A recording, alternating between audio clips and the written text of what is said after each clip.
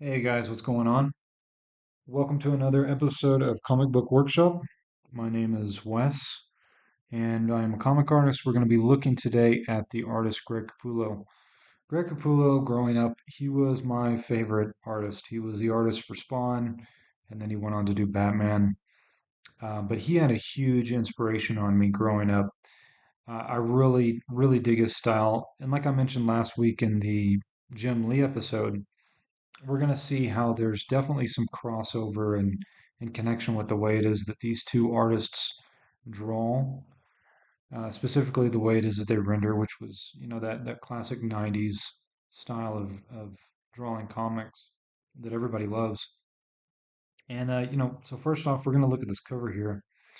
The cover is always going to be the thing that's going to require the most amount of thought in terms of composition, right? Because you want the cover to be able to be readable from a distance. You don't want it to be something it is that you um, that that has too much going on it to where it's not readable enough.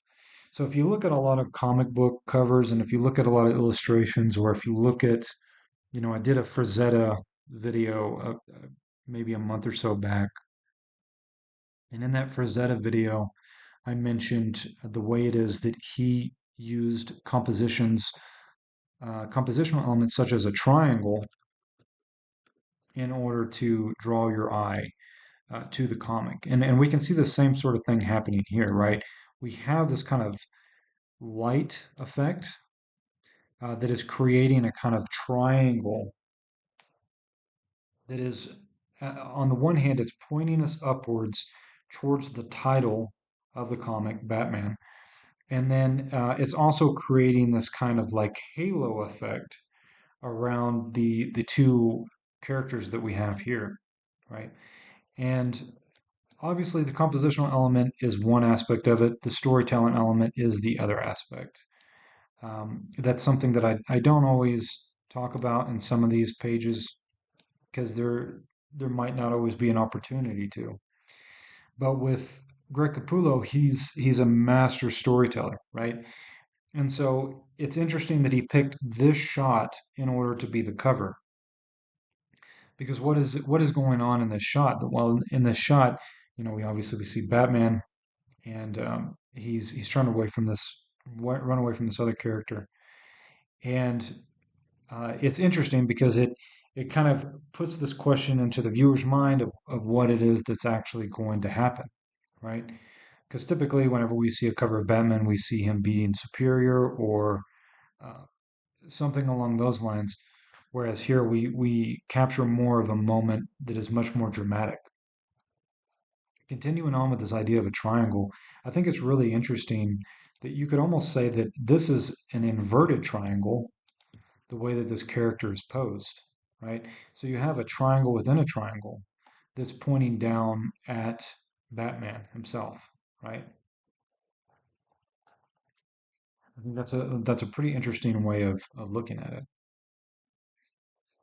Yeah, so the rendering style again, it's obviously very similar to a lot of the other 90s artists like Jim Lee, where it is that you have a high focus on dropping a lot of things into black and then putting the detail where it is that you want the characters to look, right?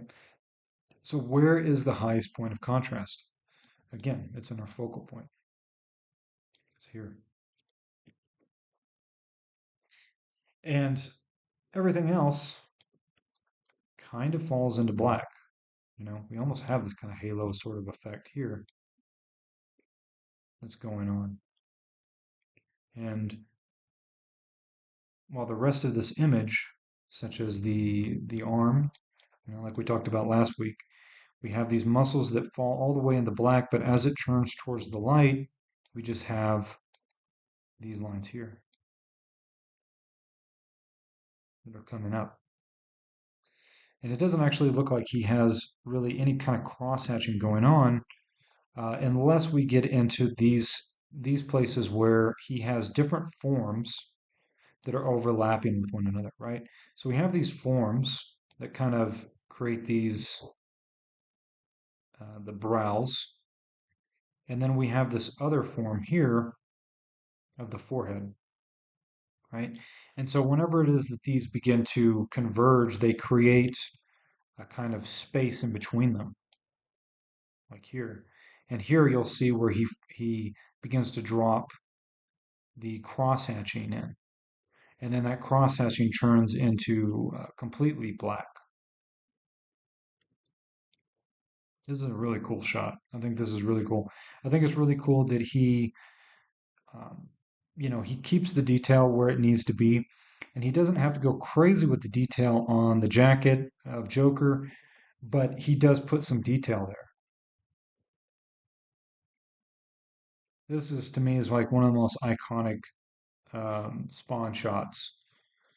I don't know what issue this was from, but I remember seeing this as a kid, and it just completely blew my mind. I just knew at that time I was like, man, I gotta make some comics. There's a lot of different compositional elements that are going on here that again connect with the ideas that we talked about last week with the Jim Lee video, which is that there's converging lines and then there's ways in which it is that he frames the image.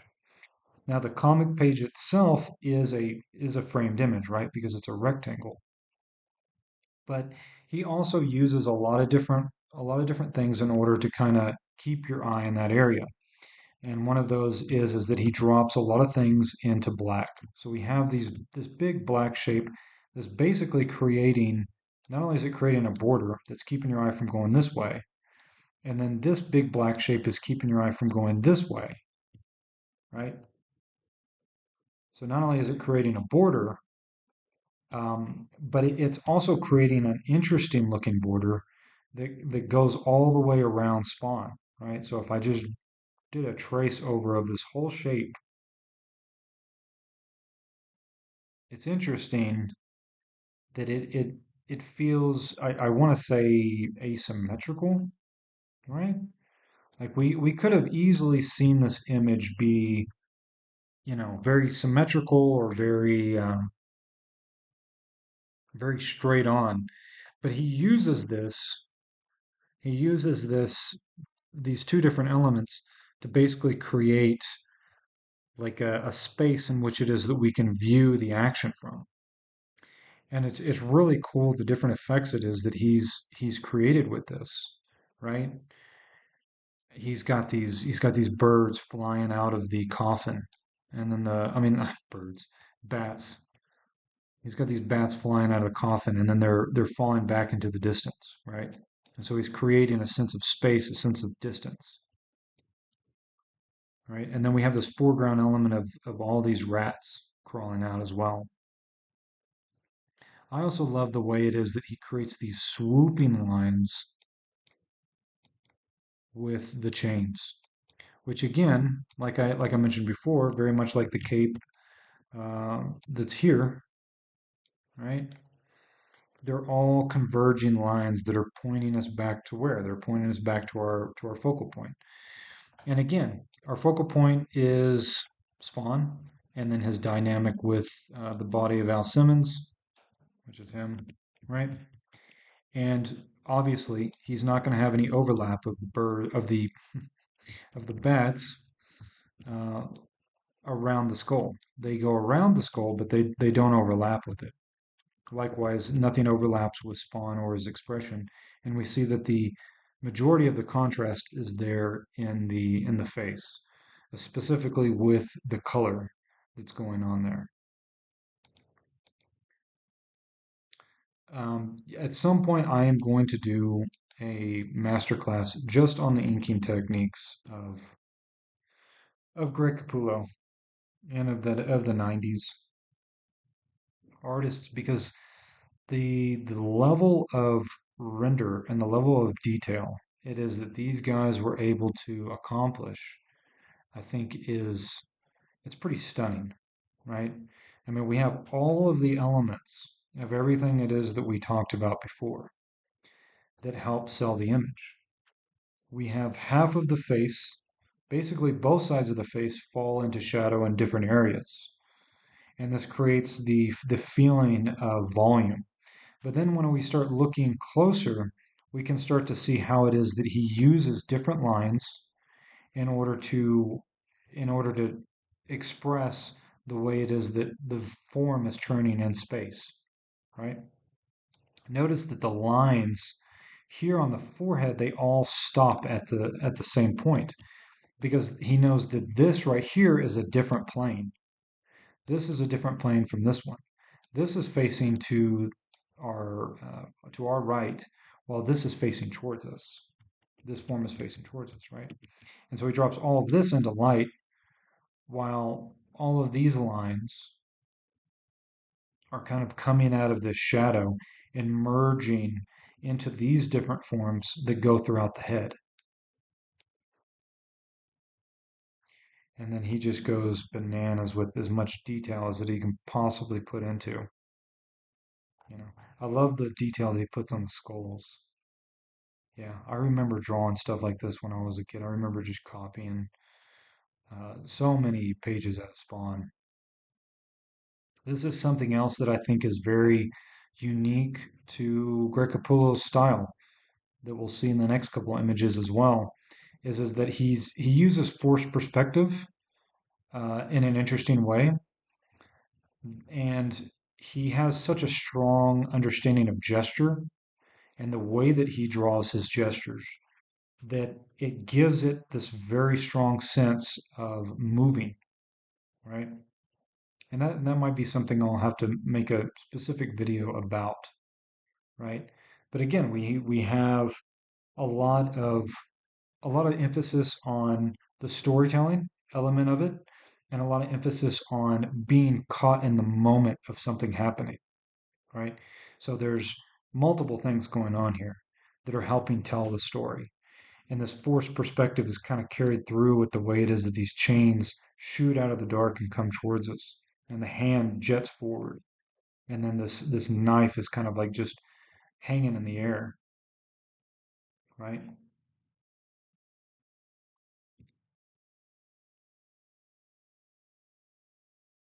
This is an image from his Batman run. Looks like the pencils were done by Greg Capullo and inked by Jonathan Glapin. And again, we have an emphasis on being very economical with the way it is that he does things. He's not afraid to go crazy with the detail. But notice that in the Spawn image, like as an example of this Al Simmons image, versus even though this is a splash page image, so he is going crazy with it, but um, even though these are not the same type of images, you can see that he changed up his style quite a bit from his days working on Spawn. He in some ways he's kind of pulled back the level of detail, specifically on Batman, which gives Batman this kind of like chunky kind of feel to him. This feel that he's heavy and that he's like heavy militarized figure. Like he's wearing battle armor. Whereas Spawn, he's much more of like a demon. But he still goes crazy with the detail. We see all this detail back in here with the city, but he doesn't necessarily have to put everything into detail, right? And some of the stuff back here, he drops into very simple forms. Again, we have these leading lines that are taking us through the image. We have this line that cuts through here and connects us directly to Batman. Same thing here, right? We've got all this these shadows from the cape that are kind of all pushing us in one direction, which is towards him. And notice that his body doesn't overlap with this big building here or with a lot of the buildings, right? He gives Batman some space. And then obviously we have this three-panel little story going on here. And I think it's really well done because we have this figure and he's talking with somebody down here, but we see the cape, right? The cape is kind of lurking into the panel. And so we as the viewer are put into the position of seeing something that the other character isn't seeing, right? And so it makes it more interesting because we don't know what it is that's going to happen. Is Batman in this figure here is friend or foe or what? And then we see him emerging out of the shadows,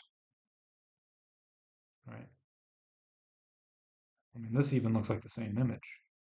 This looks like the same drawing, but just Batman just emerging out of the shadow. Really cool. Yeah, man, he did a lot of different stuff. He did a lot of different stuff.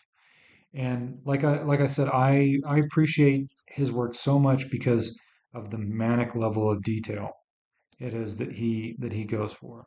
You can see that he's using different types of detail of ink work to suggest the different textures. He's got this kind of I guess you could say metallic texture here. This is definitely, he's got this big metal arm here. He's got all this detail all over the arms. And then we also have areas where it's more flesh, right? And then just the drawing style in general, it's just so wild looking. And there's so much like kinetic energy in it. And so much of it has to do with the way it is that he draws his forms and the way it is that he suggests things, right? And again, we have this same sort of thing that's very iconic of Greg Capullo. We have things that are obviously going off the page that are kind of leading us into the image and taking us right where it is that he wants us to look, right? So we have these elements that are very close to the viewer, right? So it's a forced perspective and it leads us into the figure. And then you can see the same sort of thing up here, right? The way it is that this hair, I guess you could say, of Creech is just all pointing us directly to him, right?